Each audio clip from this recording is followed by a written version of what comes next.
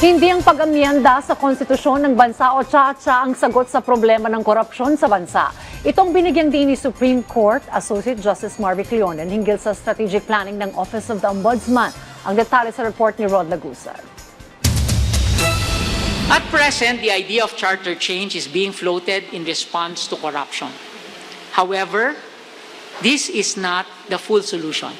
In fact, for corruption, it is tangential.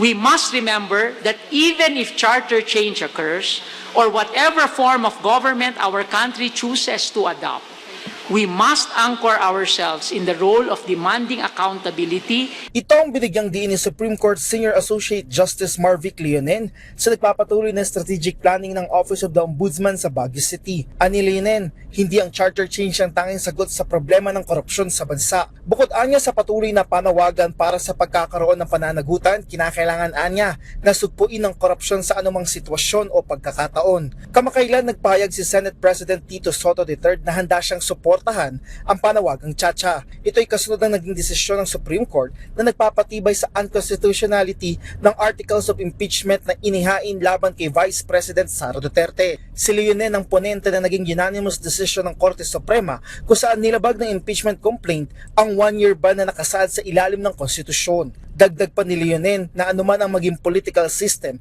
na meron ng bansa ay magkakaroon nito ng criminal justice system. Higit sa simple anyang pagbabago ng rehimen o charter change ang kakailanganin para sugpuin ang ugat ng problema. For so long as our leaders do it correctly, everyone down are going to follow. In fact, in your charter, there is even a provision there which says you prioritize high-level officers over all the rest, because once the highest office or the highest officers follow the law and have the integrity and do it right, no matter how difficult, everyone below will follow. Binigyang diin naman ni Ombudsman Jesus Crispin Remulla na hindi dapat reactionary o pagtugon lamang ang ahensya. Mabigat ang kalaban ng Ombudsman. Corruption kasi maraming pera sa corruption eh. Kaya nakalaban namin pera. Kaya dapat nakaplano kami. Dapat we act with as a team.